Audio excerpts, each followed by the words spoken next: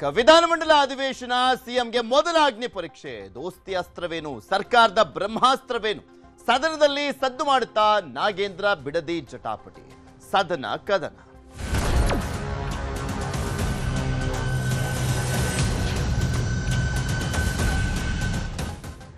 DK Shivakumar ಮುಖ್ಯಮಂತ್ರಿಯಾಗಿ 2 ತಿಂಗಳು 11ನೇ ದಿನ ಇವತ್ತು ಮೊದಲ ಬಾರಿಗೆ ಅಧಿವೇಶನವನ್ನ ಮುಖ್ಯಮಂತ್ರಿಯಾಗಿ ಫೇಸ್ ಮಾಡ್ತಾ ಇದ್ದಾರೆ ಡಿಕೆ ಶಿವಕುಮಾರ್ ಅವರು. ಸೊ ಈ ಒಂದು ಅಗ್ನಿ ಪರೀಕ್ಷೆ ಯಾವ ರೀತಿಯಾಗಿ ಗೆಲ್ತಾರೆ ಅಂತ ನೋಡ್ಬೇಕು. ಇಂದಿನಿಂದ ವಿಧಾನಮಂಡಲ ಅಧಿವೇಶನ ಸಿಎಂ ಡಿಕೆ ಶಿವಕುಮಾರ್ ಅವರಿಗೆ ಮೊದಲ ಅಗ್ನಿ ಪರೀಕ್ಷೆ. ಇಂದಿನಿಂದ ಆಗಸ್ಟ್ 27ರವರೆಗೂ 10 ದಿನಗಳ ಕಾಲ ಅಧಿವೇಶನ ನಡೆಯಲಿರುವಂತದ್ದು. ಸರ್ಕಾರವನ್ನ ಇಕ್ಕಟ್ಟಿಗೆ ಸಿಕ್ಕಾಕ್ಸಲಿಕ್ಕೆ ವಿಪಕ್ಷಗಳು ಸಜ್ಜಾಗಿದ್ದಾವೆ. ಪ್ರತಿಪಕ್ಷಗಳನ್ನ ಕಟ್ಟಿ ಹಾಕಲಿಕ್ಕೆ ಸಚಿವರಿಂದಲೂ ಕೂಡ ಸಕಲ ಸಿದ್ಧತೆ ಮಾಡಿಕೊಳ್ಳಲಾಗಿದೆ. ಸದನದಲ್ಲಿ ಪ್ರತಿಧ್ವನಿಸಲಿದೆ ಬಿಡದಿಯ ಟೌನ್ಶಿಪ್ ವಿಚಾರ ಮೇನ್ ಆಗಿ.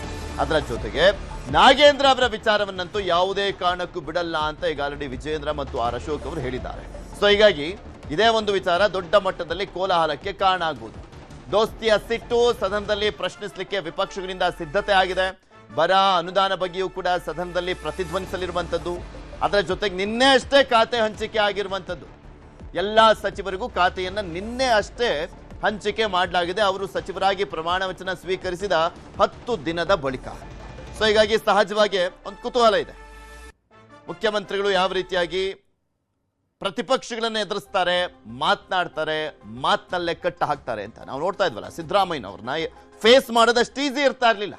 ಯಾಕೆಂದ್ರೆ ಸಿದ್ದರಾಮಯ್ಯನವ್ರು ಎಲ್ಲದಕ್ಕೂ ಅಂಕಿ ಅಂಶಗಳ ಮುಖಾಂತರನೇ ಉತ್ತರವನ್ನ ಕೊಡುವಂತ ಕೆಲಸವನ್ನ ಮಾಡ್ತಾ ಇದ್ದಂಥವ್ರು. ಈಗ ಸಿದ್ದರಾಮಯ್ಯ ಅವರು ಮುಖ್ಯಮಂತ್ರಿ ಅಲ್ಲ, ಮಾಜಿ ಮುಖ್ಯಮಂತ್ರಿ. ಡಿ ಕೆ ಶಿವಕುಮಾರ್ ಅವರು ಮುಖ್ಯಮಂತ್ರಿ ಆಗಿದ್ದಾರೆ. ಹೇಗೆ ಫೇಸ್ ಮಾಡ್ತಾರೆ? ಮತ್ತೊಂದ್ ಕಡೆ ಸಿದ್ದರಾಮಯ್ಯನವರು ಮುಖ್ಯಮಂತ್ರಿ ಸ್ಥಾನದಿಂದ ಕೆಳಗಿಳಿದ ಬಳಿಕ ಅವ್ರು ಎಲ್ಲೋ ಕೂತ್ಕೊಳ್ತಾರೆ. ಈ ಹಿಂದೆ ನಾವು ನೋಡ್ತಾ ಇದ್ವಲ್ಲ, ಯಡಿಯೂರಪ್ಪನವ್ರು ಸಿಎಂ ಸ್ಥಾನದಿಂದ ಕೆಳಗಿಳಿದ ಬಳಿಕ ಲಾಸ್ಟ್ ಬೆಂಚಲ್ಲಿ ಹೋಗಿ ಕೂತ್ಕೊಂತಾ ಇದ್ರು. ಸಿದ್ದರಾಮಯ್ಯನವ್ರು ಬರ್ತಾರಾ ಇಲ್ವಾ ಅನ್ನುವಂಥದ್ದು ಕೂಡ ಅಷ್ಟೇ ಕುತೂಹಲ ಇದೆ. ಇದ್ರ ಬಗ್ಗೆ ಇನ್ನಷ್ಟು ಡೀಟೇಲ್ಸ್ ಅನ್ನ ಪಡ್ಕೊಳ್ತಾ ಹೋಗೋಣ. ನಮ್ಮ ಪ್ರತಿನಿಧಿ ಕಾರ್ತಿಕ್ ನಮ್ಮ ಜೊತೆ ನೇರ ಸಂಪರ್ಕದಲ್ಲಿದ್ದಾರೆ. ಕಾರ್ತಿಕ್, ಇವತ್ತಿನಿಂದ ಅಧಿವೇಶನ ಆರಂಭ ಆಗ್ತಾ ಇದೆ. ಆಡಳಿತ ಪಕ್ಷ ಮತ್ತೆ ವಿರೋಧ ಪಕ್ಷ ಸದನದಲ್ಲಿ ಯಾವ ರೀತಿಯಾಗಿ ಇಕ್ಕಟ್ಟಿಗೆ ಅವರನ್ನವರು ಸಿಕ್ಕಾಕ್ಸುವಂತ ನಿಟ್ಟಿನಲ್ಲಿ ರೆಡಿ ಆಗಿದ್ದಾರೆ, ಹೇಗಿರ್ಬೋದು ಅಂತ? ಪೃಥ್ವಿ, ಇವತ್ತಿನಿಂದ ಕರ್ನಾಟಕ ವಿಧಾನಮಂಡಲದ ಮುಂಗಾರು ಅಧಿವೇಶನ ಆರಂಭ ಆಗ್ತಾ ಇದೆ. ಬೆಳಿಗ್ಗೆ 11 ಗಂಟೆಯಿಂದ ಅಧಿವೇಶನ ಆರಂಭ ಆಗುತ್ತೆ.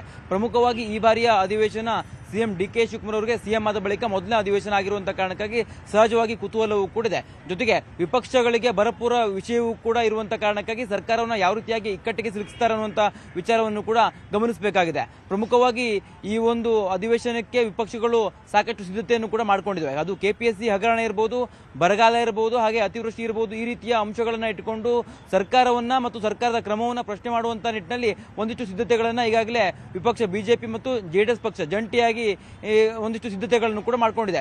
ಬಿಡದಿ ಹೋರಾಟದಿಂದ ಹಿಡಿದು ಬೇರೆ ಬೇರೆ ರೀತಿಯ ಹೋರಾಟಗಳು, ಯಾವ ರೀತಿ ಹೋರಾಟಗಳಿರ್ಬೋದು, ಉದ್ಯೋಗಕ್ಕಾಗಿ ಯುವಕರು ನಡೆಸಿರ್ತಕ್ಕಂಥ ಪ್ರತಿಭಟನೆಗಳಿರ್ಬೋದು, ಈ ಎಲ್ಲ ಆಯಾಮಗಳನ್ನು ಇಟ್ಟುಕೊಂಡೇ ಈ ಒಂದು ಅಧಿವೇಶನದಲ್ಲಿ ಸರ್ಕಾರವನ್ನ ಇಕ್ಕಟ್ಟಿಗೆ ಸಿಲುಕಿಸಬೇಕು ಅನ್ನೋ ನಿಟ್ಟಿನಲ್ಲಿ ಒಂದಿಷ್ಟು ಸಿದ್ಧತೆಗಳನ್ನು ಕೂಡ ಮಾಡ್ಕೊಂಡಿದ್ದಾರೆ. ಜೊತೆಗೆ ಸರ್ಕಾರವು ಕೂಡ ಈ ಒಂದು ಅಧಿವೇಶನಕ್ಕೆ ಸಾಕಷ್ಟು ಸಿದ್ಧತೆಯನ್ನು ಮಾಡಿಕೊಂಡಿದೆ. ನಿನ್ನೆ ಸಿಎಂ ಡಿ ಕೆ ಶಿವಕುಮಾರ್ ಅವರು ಒಂದು ಸಭೆಯನ್ನು ಕೂಡ ನಡೆಸಿದ್ರು. ಆ ಒಂದು ಸಭೆಯಲ್ಲಿ ಸಚಿವರಿಗೆ ಕಿವಿ ಮಾತನ್ನು ಕೂಡ ಹೇಳಿದ್ದಾರೆ.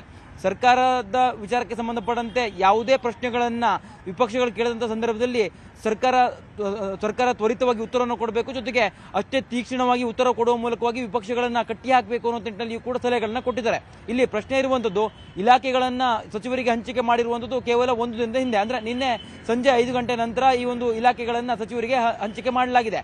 ಇಂಥ ಒಂದು ಸಂದರ್ಭದಲ್ಲಿ ಪ್ರಶ್ನೋತ್ತರ ಕಲಾಪದ ಸಂದರ್ಭದಲ್ಲಿ ಸಚಿವರು ಯಾವ ರೀತಿಯಾಗಿ ಉತ್ತರವನ್ನು ಕೊಡ್ತಾರೆ ಅನ್ನುವಂಥ ಪ್ರಶ್ನೆಗಳು ಕೂಡ ಸಹಜವಾಗಿ ಕುತೂಹಲನ ಮೂಡಿಸ್ತದೆ. ಯಾಕಂದ್ರೆ ಅವರಿಗೆ ಆಯಾ ಇಲಾಖೆಗಳನ್ನ ತಿಳ್ಕೊಳ್ಳೋದಕ್ಕೆ ಸಾಕಷ್ಟು ಸಮಯಾವಕಾಶವೂ ಕೂಡ ಇಲ್ಲದೇ ಇರುವಂಥ ಕಾರಣಕ್ಕಾಗಿ ವಿಪಕ್ಷಗಳು ಕೇಳುವಂಥ ಪ್ರಶ್ನೆಗಳಿಗೆ ಸಚಿವರೇನಾದರೂ ತಡಬಡಾಯಿಸ್ತಾರ, ಇದು ಸರ್ಕಾರಕ್ಕೆ ಮುಜುಗರನ್ನು ತರಿಸ್ತದ ಅನ್ನುವಂಥದ್ದು ಕೂಡ ಕಾದು ನೋಡಬೇಕು. ಒಟ್ಟಾರೆಯಾಗಿ ಮುಂಗಾರು ಅಧಿವೇಶನ ಇವತ್ತಿನಿಂದ ಆರಂಭ ಆಗ್ತದೆ. ಈ ಒಂದು ಅಧಿವೇಶನದ ಸಂದರ್ಭದಲ್ಲಿ ಸರ್ಕಾರವು ಕೂಡ ಸಾಕಷ್ಟು ತಯಾರಿಗಳನ್ನು ನಡೆಸಿಕೊಂಡಿದೆ. ಸರ್ಕಾರ ಯಾವ ರೀತಿಯಾಗಿ ಅಭಿವೃದ್ಧಿ ಕಾರ್ಯಕ್ರಮಗಳನ್ನು ಮಾಡಿದೆ ಅನ್ನುವಂಥ ವಿಚಾರವನ್ನೇ ಇಟ್ಟುಕೊಂಡು ವಿಪಕ್ಷಗಳಿಗೆ ಪ್ರತ್ಯುತ್ತರವನ್ನು ಕೊಡೋದಕ್ಕೂ ಕೂಡ ಸಿಎಂ ಡಿ ಕೆ ಶಿವಕುಮಾರ್ ಸಾಕಷ್ಟು ಸಿದ್ಧತೆಗಳನ್ನ ಮಾಡ್ಕೊಂಡಿದ್ದಾರೆ. ಜೊತೆಗೆ ಇಲ್ಲಿ ಪ್ರಮುಖವಾಗಿ ಗಮನಿಸಬೇಕಾಗಿರುವಂತಹ ವಿಚಾರ ಏನು ಅಂತಂದ್ರೆ, ಬಿಡದಿ ಹೋರಾಟ ಮತ್ತು ನೈಸ್ ರಸ್ತೆ ವಿಚಾರವಾಗಿ ಇತ್ತೀಚೆಗೆ ಕೋರ್ಟ್ ಕೊಟ್ಟಿರ್ತಕ್ಕಂಥ ತೀರ್ಪೇನಿದೆ, ಆ ಒಂದು ತೀರ್ಪು ಮತ್ತು ಆದೇಶದ ನಂತರದಲ್ಲಿ ಸರ್ಕಾರ ಯಾವ ರೀತಿಯ ಕ್ರಮವನ್ನ ಕೈಗೊಂಡಿಲ್ಲ ಅನ್ನುವಂಥ ವಿಚಾರವನ್ನೇ ಹೆಚ್ಚಿನ ಪ್ರಮಾಣದಲ್ಲಿ ವಿಪಕ್ಷಗಳು ಕೇಳುವಂತ ಸಾಧ್ಯತೆಗಳಿರುವಂಥದ್ದು. ಜೊತೆಗೆ ನಾಗೇಂದ್ರನ ವಿಚಾರವಾಗಿಯೂ ಕೂಡ ವಿಪಕ್ಷಗಳು ಅಂದ್ರೆ ಸದನದಲ್ಲಿ ಕೋಲಾಹಲ ಸೃಷ್ಟಿ ಮಾಡೋದಕ್ಕೂ ಕೂಡ ಎಲ್ಲ ರೀತಿಯ ಸಿದ್ಧತೆಗಳನ್ನ ಮಾಡ್ಕೊಂಡಿದೆ. ಯಾವುದೇ ಕಾರಣಕ್ಕೂ ನಾಗೇಂದ್ರ ಅವರನ್ನ ಸಚಿವ ಸ್ಥಾನದಲ್ಲಿ ಮುಂದುವರಿಸಬಾರದು ಅನ್ನುವ ನಿಟ್ಟಿನಲ್ಲಿ ವಿಪಕ್ಷಗಳ ಬೇಡಿಕೆಯೂ ಕೂಡ ಇರುವಂತ ಕಾರಣಕ್ಕಾಗಿ ಸರ್ಕಾರ ಯಾವ ರೀತಿಯಾಗಿ ಉತ್ತರನ ಕೊಡುತ್ತೆ, ಯಾವ ರೀತಿಯಾಗಿ ಸದನದಲ್ಲಿ ಸರ್ಕಾರ ತನ್ನನ್ನು ಸಮರ್ಥನೆ ಮಾಡ್ಕೊಳ್ತಾರೆ ಅನ್ನೋದನ್ನ ಕಾದು ನೋಡಬೇಕಾಗಿದೆ. ಪೃಥ್ವಿ.